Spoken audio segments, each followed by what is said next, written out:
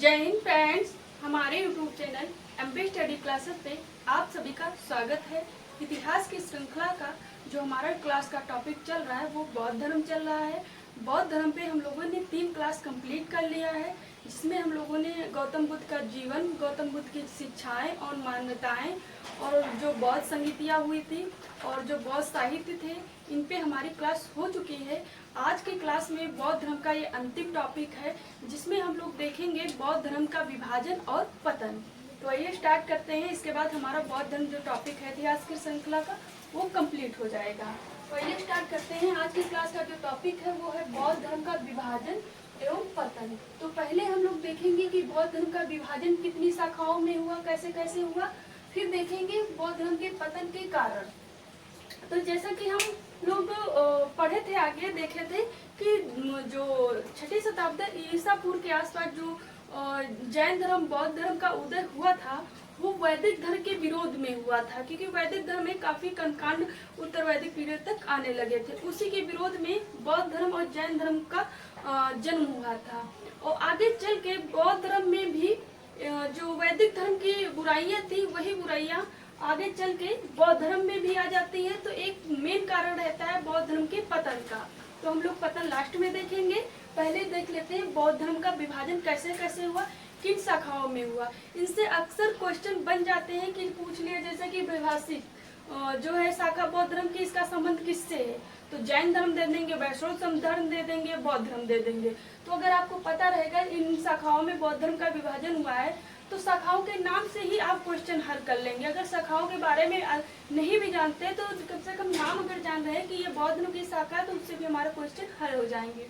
तो आइए स्टार्ट करते हैं। बौद्ध धर्म का विभाजन की यात्रा जो चालू हुई वो कहाँ से चालू हुई। तो बौद्ध धर्म की जो विभाजन की यात्रा चालू हुई, बौद्ध धर्म की कुल 4 बौद्ध संगीतियाँ हुई थी महात्मा बुद्ध के महापरिनिर्वाण के बाद। तो पहली जो बौद्ध संगीत हुई थी वो 483 ईसा पूर्व के आसपास हुई थी, अशोक के शासनकाल में हुई थी। वहां तक बौद्ध धर्म में कोई मतभेद नहीं था, कोई विभाजन नहीं था। लेकिन जब दूसरी बौद्ध संगीति हुई 383 बीसी में कालाशोक के शासनकाल में वैशाली में हुई थी। 383 बीसी में 383 बीसी में कालाशोक के समय पे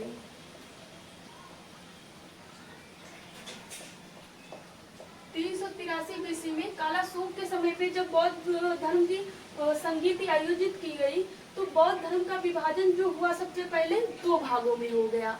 डायरेक्ट बौद्ध धर्म का विभाजन हीनयान और महायान शाखा से लोग जोड़ने लगते हैं, लेकिन उससे पहले बौद्ध धर्म का विभाजन सेकंड बौद्ध संगीत में वैशाली में कालाशोक के समय में 2 भागों में हो चुका था। ये विवरण बहुत कम किताबों में मिलता है।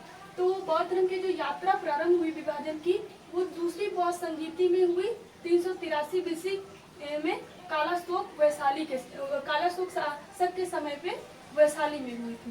तो इनमें कौन कौन सी शाखाएं हुई थी। तो इसमें जो पहली शाखा हुई थी वो हुई थी महासंधिक और दूसरी हुई थी स्थविर। ये दूसरी शाखा हुई थी। बौद्ध धर्म प्रथम जो बौद्ध संगीत थी वहां तक उसमें किसी प्रकार का कोई मतभेद नहीं था। आखिर विभाजन कैसे हुआ। तो बौद्ध धर्म के जो मूल उद्देश्य थे, जैसे उपासक उपासिका जो भिक्षु थे, उन उपदेशों को कुछ परिवर्तन के साथ स्वीकार करते थे, उनको मानने के लिए तैयार नहीं रहते थे। वो चाहते थे ऐसा नहीं ऐसा होना चाहिए। तो ये सब मतभेद आते गए। वैसे उपासक उपासिका अपने अनुसार थोड़े बहुत परिवर्तन के साथ बौद्ध धर्म को स्वीकार करने लगे। तो उनके मत में टकराव होने लगा तो इस कारण बौद्ध धर्म का विभाजन निश्चित हो गया। तो पहला विभाजन तो जो हुआ है वो सेकंड बौद्ध संगीति में हुआ है, महासंगीत, और दूसरा हुआ है स्थविर। ये 2 शाखाओं का सबसे पहले विभाजन हुआ था। इसके बाद चौथी बौद्ध संगीति हुई। चौथी बौद्ध संगीति कब हुई। तो चौथी बौद्ध संगीत जो हुई थी वो प्रथम शताब्दी ईस्वी में हुई थी। प्रथम शताब्दी ईस्वी में हुई थी, या फिर कहीं 78 ईस्वी मिल जाता है, कहीं पे 98 मिलता है। कुल मिला के प्रथम शताब्दी ईस्वी में जो है ये चतुर्थ बौद्ध संगीत का आयोजन हुआ था। किसके समय पे हुआ था। तो कुषाण वंश के शासक जो थे कनिष्क, कुषाण वंश के जो महान शासक थे कनिष्क, उनके शासनकाल में कश्मीर के कुंडल में आयोजित की गई थी। इसी कुषाण वंश के शासक जो कनिष्क थे, उन्होंने लास्ट जो चौथी बौद्ध संगीत थी उसका आयोजन जो किए थे वो कश्मीर के कुंडल वन में किए थे। कश्मीर के कुंडल वन में किए थे। कश्मीर के कुंडल वन में किए थे। यहाँ पे चतुर्थ बौद्ध संगीत, इसी चतुर्थ बौद्ध संगीत में दो महान शाखाओं का विभाजन हो गया बौद्ध धर्म में। हालांकि किताबों में डायरेक्ट यही मिलता है और महासंगीत और स्तवीर बहुत कम मिलता है। तो मेन विभाजन जो होता है ये चतुर्थ बौद्ध संगीत में वो हीनयान शाखा में होता है, और दूसरा जो होता है वो होता है महायान शाखा में। पहली चतुर्थ बौद्ध संगीत की जो पहली शाखा है विभाजन की वो है हीनयान शाखा, दूसरी है महायान शाखा। ये जो दो शाखाओं का विभाजन हुआ वो कनिष्क के शासनकाल में चौथी बौद्ध संगीत में हुआ था। अगर बात करें हीनयान के जो उपासक रहते थे, भिक्षु रहते, वो किन नियमों का पालन करते थे और महायान हीनयान में अंतर क्या है, तो हम लोग यहाँ पे देख लेंगे। हीनयान और महायान लास्ट में देख लेंगे कि दोनों में क्या क्या अंतर थे, किन किन मान्यताओं को बौद्ध धर्म को मानते थे, कौन नहीं मानता था। तो यहाँ पे विभाजन का एक प्रोफार्मा देख लेते हैं। चतुर्थ बौद्ध संगीति में जो विभाजन हुआ हीनयान और महायान में हुआ। आगे चल के हीनयान और महायान में प्रमुख दो शाखाओं का में विभाजन हो गया। वो कौन कौन सी शाखा थी, तो वो थी स्वतांत्रिक शाखा, दूसरी थी वैभाषिक शाखा। दूसरी वैभाषिक शाखा। हीनयान की दो शाखाओं में जो विभाजन हुआ, पहली है ये स्वतांत्रिक शाखा, दूसरी है ये वैभाषिक शाखा। ये शाखाओं में विभाजन हो गया। फिर महायान का विभाजन दो शाखाओं में पुनः हो गया। वो कौन कौन सी थी, तो ये शून्यवाद था, दूसरी शाखा थी इसकी योगाचार या विज्ञान। तो ये विभाजन की श्रृंखला हो गई। आगे चल के प्रथम शताब्दी ईसा पूर्व से भी आगे चल के जो है ना छठी शताब्दी ईसा पूर्व में पुनः विभाजन हो गया था। तो वो हुआ था वज्रयान शाखा में, फिर आगे हो जाएगा कालचक्रायन शाखा में, फिर हो जाएगा सहजयान शाखा में विभाजन हो जाता है। तो हम लोग जैसे कि प्रथम जो सेकंड बौद्ध संगीति थी, इसमें विभाजन जो हुआ है वो महासंगीत शाखा में और स्तवीर शाखा में हुए। फिर चौथी बौद्ध संगीत में बौद्ध धर्म का विभाजन हीनयान और महायान में हो गया। फिर हीनयान के पुनः दो भागों में विभाजन हो गया बौद्ध धर्म का, स्वतांत्रिक शाखा और वैभाषिक शाखा। महायान की पुनः दो शाखाएं कौन कौन सी हैं, तो शून्यवाद और योगाचार या फिर विज्ञानवाद है।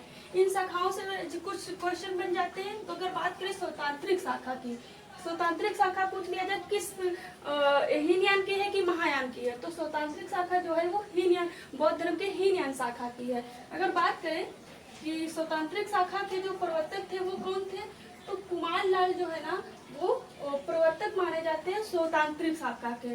और स्वतांत्रिक शाखा जो है ना ये पूरी तरीके से सूत्र पिटक पे आधारित था। हम लोग बौद्ध साहित्य में तीन पिटक देखे थे, उसमें से जो पहला पिटक था वो सूत्र पिटक था।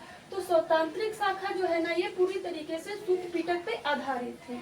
बात करें हीनयान की दूसरी शाखा, तो वो है वैभाषिक शाखा। वैभाषिक शाखा की जो उत्पत्ति हुई थी वो कश्मीर वाले क्षेत्र में हुई थी। ये पूछ लिया जाता है कि वैभाषिक शाखा किस क्षेत्र में था, इसकी उत्पत्ति कहाँ हुई थी, तो वैभाषिक शाखा की जो उत्पत्ति हुई थी वो कश्मीर के क्षेत्र में हुई थी, मतलब उत्तर भारत में हुई थी। और वैभाषिक शाखा जो है ना ये विभाषा शास्त्र पे आधारित होने के कारण इसका नाम वैभाषिक शाखा पड़ा। तो ये हो गई हीनयान की दो शाखा। अब बात कर लेते हैं महायान की जो दो शाखाएं हैं, वो है शून्यवाद है और योगाचार या विज्ञानवाद है। शून्यवाद की बात करें तो शून्यवाद के जो जनक माने जाते हैं वो नागार्जुन माने जाते हैं। इसके प्रवर्तक हम लोग स्वतांत्रिक के प्रवर्तक देखे हैं तो कुमार लाल प्रवर्तक है, और शून्यवाद के जो प्रवर्तक है वो है नागार्जुन।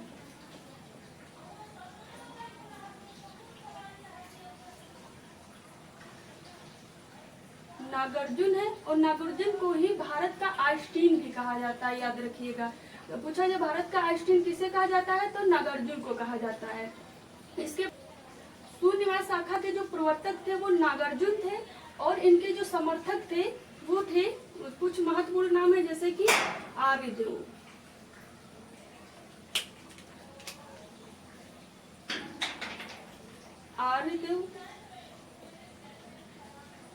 शांतिदेव, शांतिदेव और शक्ति रक्षित थे। शक्ति रक्षित ये जो है ना शून्यवाद के जो प्रवर्तक थे वो थे नागार्जुन थे। इसके बाद शून्यवाद शाखा के जो समर्थक थे वो शक्ति रक्षित थे, आर्यदेव थे और शांतिदेव थे। पूछा जाए शून्यवाद के जो है ना समर्थक नागार्जुन के साथ साथ कौन थे, तो शक्ति रक्षित थे, आर्यदेव थे और शांतिदेव थे। इसके बाद दूसरी शाखा की बात करें तो दूसरी शाखा ये योगाचार शाखा। योगाचार शाखा जो है ये इसको विज्ञानवाद शाखा के नाम से भी जाना जाता है। इसके जो जनक माने जाते हैं, जनक वो मैत्रेयनाथ को माना जाता है, मैत्रेयनाथ को माना जाता है। और इसके बाद इस शाखा का जो प्रचार प्रसार किए थे वो किए थे असंग वसुबंधु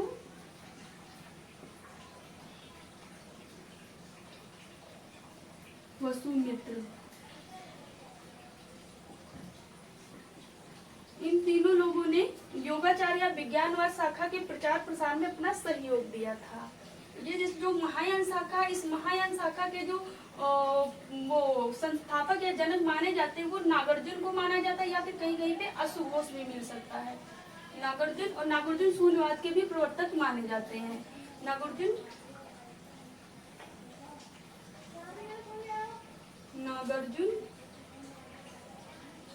अगर ऑप्शन में नहीं मिलता है तो वो जाएगा अशुघोष। पूछा जाए महायान शाखा के जो है ना जनक कौन है, तो नागार्जुन है, या फिर नागार्जुन नहीं मिलता ऑप्शन में तो अशुघोष में हो जाएगा। और महायान शाखा का जो उत्पत्ति हुई थी वो आंध्र प्रदेश वाले एरिया में हुई थी। किस एरिया में हुई थी, तो आंध्र प्रदेश में हुई थी। आंध्र प्रदेश में हुई थी या आंध्र प्रदेश में हुई थी।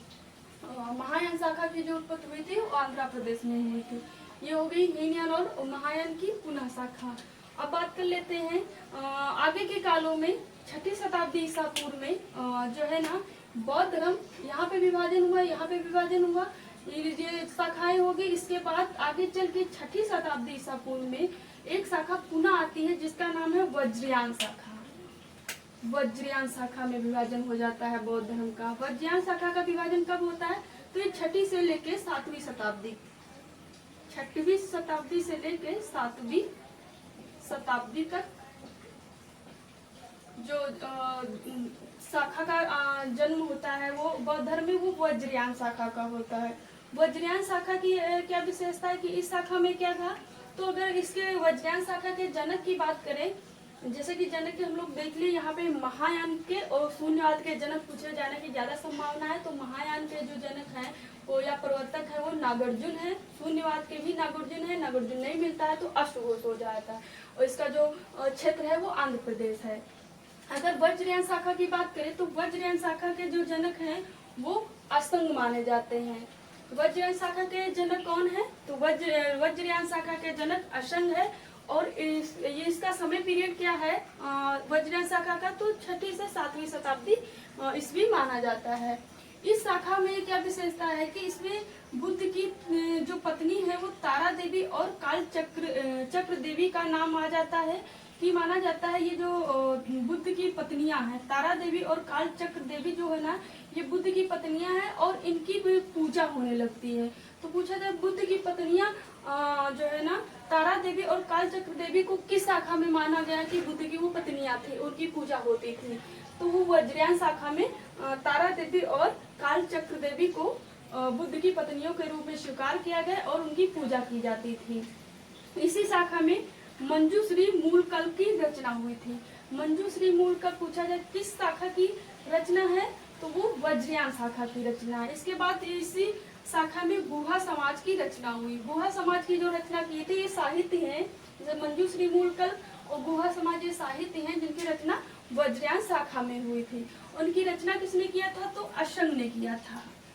गुहा समाज की जो रचना किए थे वो असंग ने किया था। ये होगी वज्रयान शाखा। वज्रयान शाखा में क्या हुआ, वज्रयान शाखा में जो है ना बौद्ध धर्म में वैदिक जो धर्म कांड थे, जादू तंत्र टोना वशीकरण ये सब चीजें जो है ना वज्रयान शाखा में प्रवेश हो गई थी।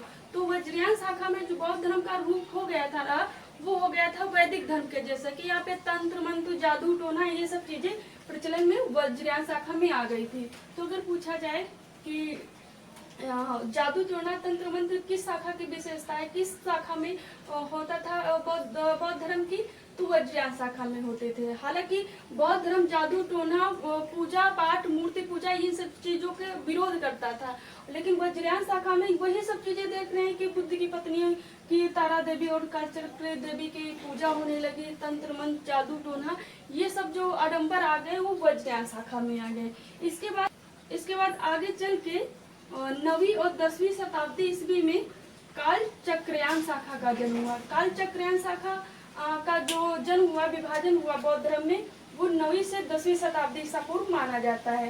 काल चक्रयान शाखा के जो जनक माने जाते हैं वो मंजूश्री को माना जाता है, मंजूश्री को माना जाता है। और बाकी इसमें बहुत कुछ इम्पोर्टेंट नहीं है, ये वज्रयान शाखा बहुत इम्पोर्टेंट है कि जादू टोना इसी में आ जाता है और तारा देवी कालचक्र देवी की पूजा होने लगती है और असंग वज्रयान शाखा के जनक थे।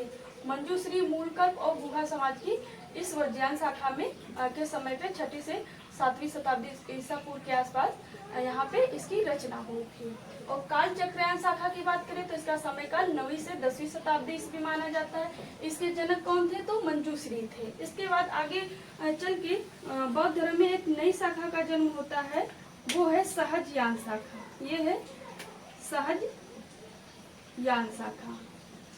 ये हो गई काल चक्रयान शाखा, ये हो गई वज्रयान शाखा, ये वज्रयान शाखा, ये काल चक्र शाखा, ये हो गई सहजयान शाखा।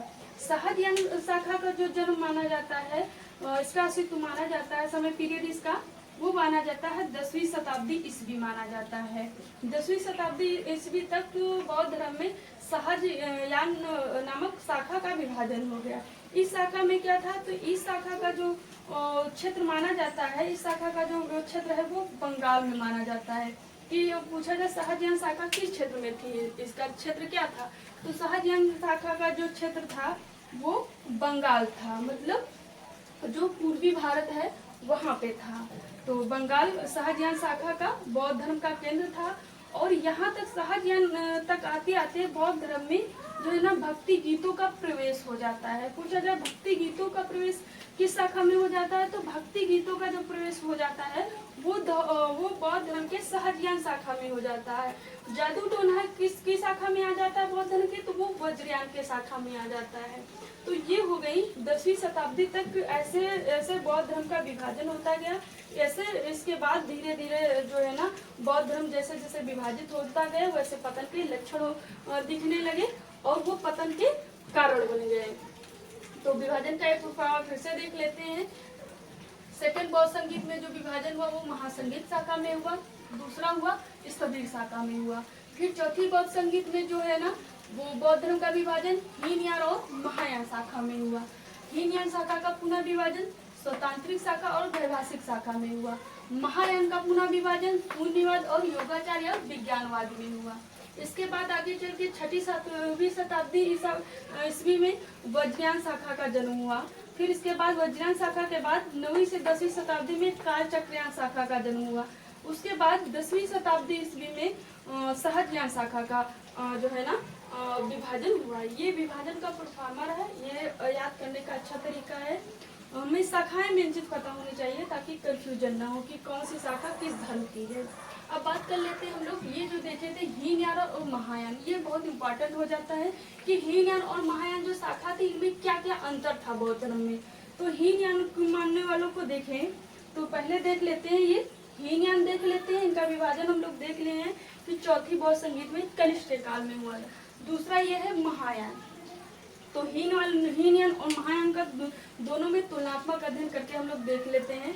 तो हीनयान की बात करें तो हीनयान को जो कहा जाता है वो निम्न मार्गी कहा जाता है, रूढ़वादी कहा जाता है और श्रवकवादी कहा जाता है। हीनयान शाखा के जो अनुयायी थे उनको निम्न मार्गी, रूढ़वादी और श्रवकवादी कहा जाता था। इसके विपरीत महायान शाखा को उत्कृष्ट मार्गी एवं परिवर्तनशीलवादी कहा जाता था। तो हम लोग तुलना करके पढ़ रहे हैं ताकि हम लोग को समझने में आसानी रहेगी कि हीनयान को निम्न मार्गी, रूढ़वादी और श्रवकवादी कहा जाता है।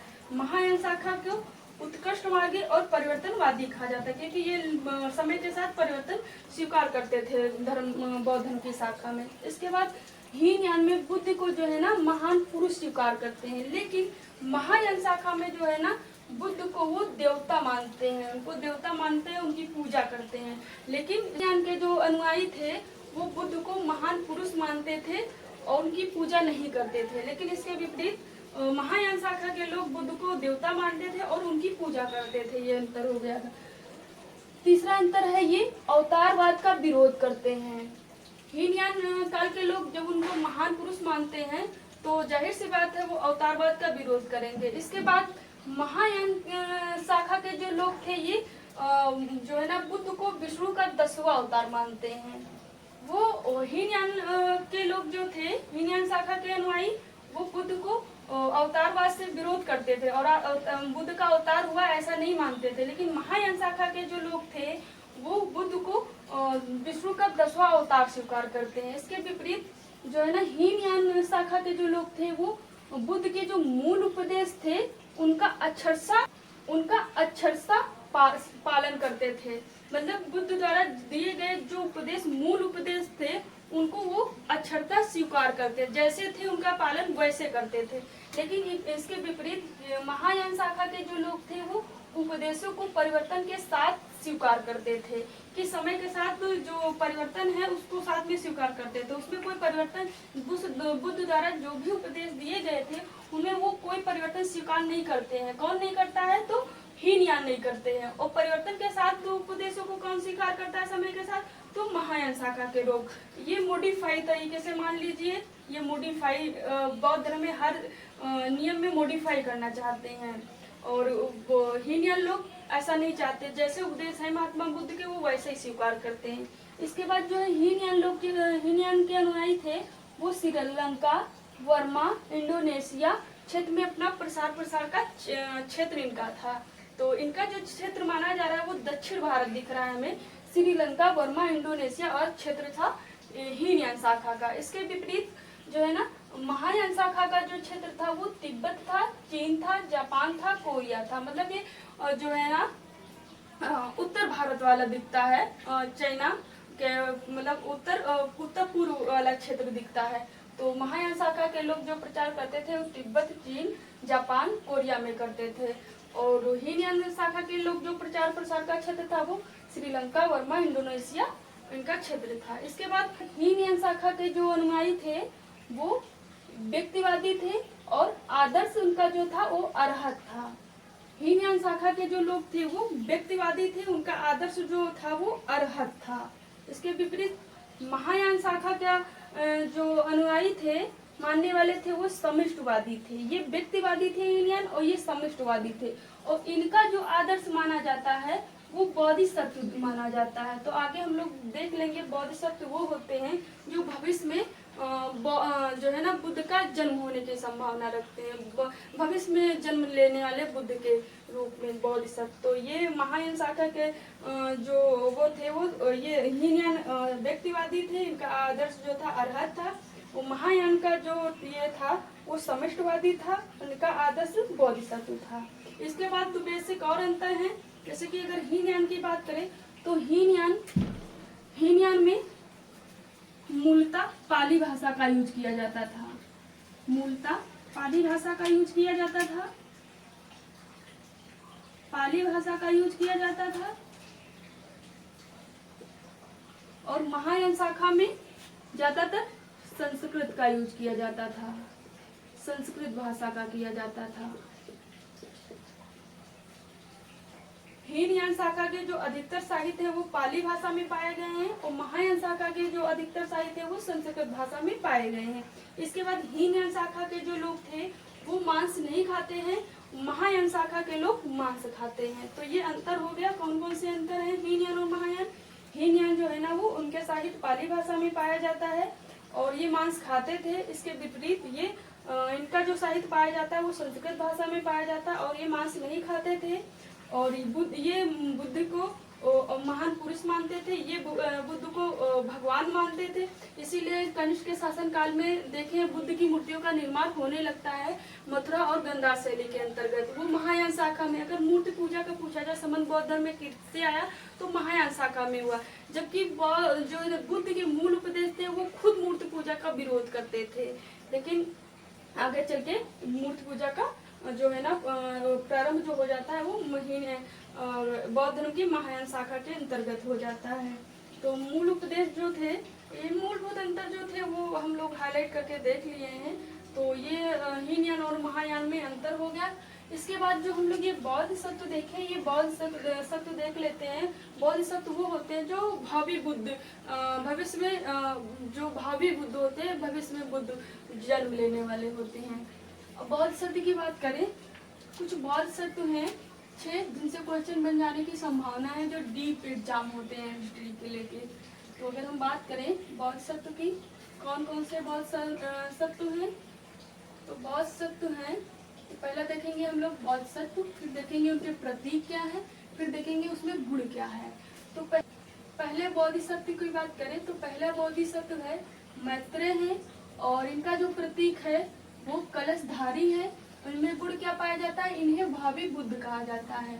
तो जो बोधिसत्व हैं 6 बोधिसत्व हैं। पहला वो है जो मैत्रेय के नाम से जाने जाते हैं, इनका जो प्रतीक चिन्ह है वो कलशधारी है, इन्हें भावी बुद्ध के रूप में जाना जाता है। दूसरे बोधिसत्व है मंजूश्री। मंजूश्री का जो प्रतीक चिन्ह है वो खंडकधारी माना जाता है, और इन्हें बुद्धि का प्रतीक माना जाता है। मंजूश्री के हाथ में, एक हाथ में पुस्तक रहती है, एक हाथ में मतलब कि खंडधारी अस्त्र होता है, और दूसरे हाथ में इनकी बुक होती है, इसीलिए इनको बुद्धि का प्रतीक माना जाता है। तीसरे बोधिसत्व हैं औलिकतेश्वर। औलिकतेश्वर जो है ना, इनका जो प्रतीक है वो पद्म पाणी है। इन्हें जो है ना प्रधान बोधिसत्व कहा जाता है। अगर पूछा जाए प्रधान बोधिसत्व कौन है तो औलिकतेश्वर है, और भावी बुद्ध के रूप में किसे जाना जाता है तो मैत्रेय को जाना जाता है। इसके बाद बात करें तो ये हैं चौथे बोधिसत्व है अमिताभ। अमिताभ का कोई प्रतीक चिन्ह नहीं मिलता है। इनका अगर गुण की बात करें तो इनके गुण है कि संसार का अधिपति माना जाता है। संसार का अधिपति किस बोधिसत्व को माना जाता है तो अमिताभ को माना जाता है। 5वां बोधिसत्व वो है क्षतिगृह। क्षतिगृह जो है ना, इनका कोई चिन्ह नहीं पाया जाता है, इन्हें शुद्धता का प्रतीक माना जाता है। इसके बाद छठी बोधिसत्व है वज्रपाणी। इनका जो प्रतीक माना जाता है वो वज्र माना जाता है, और इनके गुण की बात करें तो इनके गुण में ही एक कठोरता का प्रतीक थे। तो ये हो गए हमारे 5 बोधिसत्व, मैत्रेय, मंजूश्री, औलिकतेश्वर, अमिताभ, क्षतिगृह और वज्रपाणी। तो इसमें से इम्पोर्टेंट हो जाते हैं मैत्रेय हो जाते हैं जिनका प्रतीक कलशधारी है, उन्हें भावी बुद्ध कहा जाता है। दूसरे हो जाते हैं औलिकतेश्वर, इनका जो प्रतीक है वो पद्म पाणी है, इन्हें प्रधान बोधिसत्व के रूप में जाना जाता है। ये हो गया बौद्ध धर्म के अंतर्गत हम लोग बौद्ध धर्म का विभाजन देख लिए और बोधिसत्व देख लिए। बोधिसत्व के बाद हम लोग अब देखते हैं बौद्ध धर्म का पतन, कि बौद्ध धर्म का पतन कैसे हुआ। तो बौद्ध धर्म का पतन का कारण सबसे रहा कि विभाजन, कि बौद्ध धर्म का विभाजन होता गया। उसके बाद बौद्ध धर्म में बहुत सारे वैदिक धर्म के कर्मकांड आ गए हैं, और कारण ये भी रहा कि अन्य राज्यों की अपेक्षा जो है ना आगे के शासन काल में राज्य का संरक्षण बौद्ध धर्म को बहुत कम प्राप्त हुआ है, और उनके विरोधी ज्यादा हो गए, जैसे शशांक हैं, पुष्यमित्र शुंग हैं। ये सब शासक जो है ना बौद्ध धर्म का मतलब कि उसके फलने फूलने में सहायता नहीं दी, ऊपर से उसका विरोध किया। जैसे पुष्यमित्र शुंग की बात करें तो वो जैसे बौद्ध धर्म का जो संरक्षण प्राप्त हुआ वो अशोक के शासन काल तक प्राप्त हुआ, फिर कनिष्क के शासन काल में भी प्राप्त हुआ, लेकिन उसके बाद कोई ऐसा अच्छा राजवंश नहीं मिला बौद्ध धर्म को जिससे बौद्ध धर्म को संरक्षण और उसको मतलब कि आगे बढ़ाने का प्रोत्साहन मिले। इस कारण धीरे धीरे बौद्ध धर्म का पतन हो गया। पतन के कारण महत्वपूर्ण हो जाते हैं। तो अगर पतन के कारण की बात करें पहला जो कारण है बौद्ध धर्म के पतन का, वो है वैदिक धर्म के विरोध में आया था। जो बौद्ध धर्म आया था, लोकप्रिय का कारण था वो वैदिक धर्म के विरोध में आया था, क्योंकि वैदिक धर्म में बहुत ज्यादा कर्मकांड आ गए थे, ऊंच नीच ये सब भावनाएं वैदिक धर्म का सब्जेक्ट था। लेकिन बाद में वैदिक धर्म के प्रभाव में आ गया, मतलब जो जो रूल रेगुलेशन, जो तंत्र मंत्र और ऊंच नीच भेद, ऊंचा नीचा भेदभाव, ये सब चीजें थी बुराइयां, वैदिक धर्म में वही बुराइयां आगे चल के भोग विलासा ये सब चीजें बौद्ध धर्म में आने लगी। तो पहला कारण ये हुआ कि वैदिक धर्म के विरोध में ही आया था बौद्ध धर्म, और बाद में वैदिक धर्म के प्रभाव में ही आने लगा। दूसरे कारण की बात करें तो दूसरा कारण है ये, यहाँ पे ईश्वर, मूर्ति पूजा और अवतारवाद का जो है ना समर्थन होने लगा। ये हम लोग देखे हैं कि वज्रयान शाखा में, जैसे कि महायान शाखा में ही देख ले तो ये बुद्ध अपने आप को खुद कहते हैं, वो ईश्वर में विश्वास नहीं करते हैं, लेकिन महायान शाखा के लोग बुद्ध को खुद ही ईश्वर मानने लगते हैं और उनकी पूजा करते हैं। और महायान शाखा के लोग अवतारवाद, विष्णु का 10वां अवतार मानते हैं। इसके बाद जादू टोना तंत्र मंत्र जैसे जो प्रचलन है वो आ गए हैं। जादू टोना तंत्र मंत्र का जो प्रारंभ हो गया वो बौद्ध धर्म के कारण बन गया। इसके बाद बात करें हम, तीसरा कारण वो है बौद्ध संघ में विलासता और आडंबर, विलासता और आडंबर का केंद्र बनता गया। धीरे धीरे जो है ना बौद्ध धर्म जो है ना वो बौद्ध धर्म में जो बौद्ध संघ था, जो बौद्ध धर्म को आगे बढ़ाने में सबसे महत्वपूर्ण भूमिका रहती थी बौद्ध संघ को, कि बौद्ध संघ जैसे काम करेगा धर्म वैसे ही बढ़ेगा। तो संघ में क्या हुआ, संघ में धीरे धीरे करके विलासता आती गई और उसमें आडंबर फैलता गया, आडंबर का केंद्र बनता गया। तो ये तीसरा कारण है बौद्ध धर्म का कि बौद्ध संघ में विलासता और आडंबर जैसी बुराइयां आ गई। चौथे कारण की बात करें तो चौथा कारण है कि राजवंशों का समर्थन नहीं मिला, बल्कि बौद्ध धर्म का विरोध किया गया। तो ये बात हम लोगों ने देखा था कि जैसे कि आगे चल के पीछे हम लोग अब देखें तो जैसे कि अशोक के शासनकाल में बौद्ध संगीत का आयोजन हुआ, काला अशोक के शासनकाल में, कनिष्क के शासनकाल में। तो ये महान बड़े बड़े राजवंश थे जिनका बौद्ध धर्म का संरक्षण प्राप्त हुआ, जिस कारण बौद्ध धर्म आगे बढ़ा था। लेकिन जो है ना कनिष्क के बाद तो हर्षवर्धन थोड़ा बहुत सहयोग दिया, उसके बाद कोई ऐसा शासक नहीं रहा, राजवंश नहीं रहा जो बौद्ध धर्म को संरक्षण प्राप्त करे, प्रदान करे। तो राजवंशों का समर्थन नहीं रहा बल्कि विरोध करने लगे। तो अगर बात करें हम शासक था का शशांक, तो शशांक जो बंगाल का गौड़ शासक था शशांक, इन्होंने बोधि वृक्ष को ही कटवा दिया था, तो इससे बौद्ध धर्म पे काफी प्रभाव पड़ा था। इसके बाद शुंग वंश के शासक थे पुष्यमित्र शुंग, शुंग वंश के जो शासक थे पुष्यमित्र शुंग, उन्होंने जो अशोक द्वारा बनवाए गए 84,000 स्तूप थे, तो अपनी प्रसिद्धि के लिए और विरोध जताने के लिए उन्होंने ये दृढ़ निश्चय किया कि अशोक ने जो मतलब विख्याति पाई है वो 84,000 बौद्ध स्तूप को बनवा के पाई है, मैं इसे 84,000 बौद्ध स्तूपों को तुड़वा के मतलब इतिहास में अपना स्थान बनाएंगे, विख्यात होंगे। ऐसे दृढ़ संकल्प लिए थे पुष्यमित्र शुंग। हालांकि आगे काल में ये भी मिलता है कि उन्होंने जो है ना बौद्ध स्तूपों का मरम्मत करवाया था, लेकिन फिलहाल विरोधी पुष्यमित्र शुंग जो थे ये ब्राह्मण थे, ये बौद्ध धर्म का घोर विरोध करते थे। इसके बाद गुप्त काल में जो है ना ब्राह्मण धर्म का पुनरुत्थान हो गया है। गुप्त काल में जो है ना ब्राह्मण धर्म के अंतर्गत वैष्णव धर्म चरम पे पहुंच गया था। तो गुप्त काल में ब्राह्मण धर्म का पुनरुत्थान के कारण जो है ना, जैसे ब्राह्मण धर्म 6ठी शताब्दी ईसा पूर्व के बाद पतन की ओर लड़खड़ाने लगा था, लेकिन पुनः गुप्त काल आते ब्राह्मण धर्म का पुनरुत्थान हो गया। तो गुप्त काल में हम लोग देखेंगे वैष्णव धर्म को बहुत ज्यादा संरक्षण प्राप्त किया जाता है।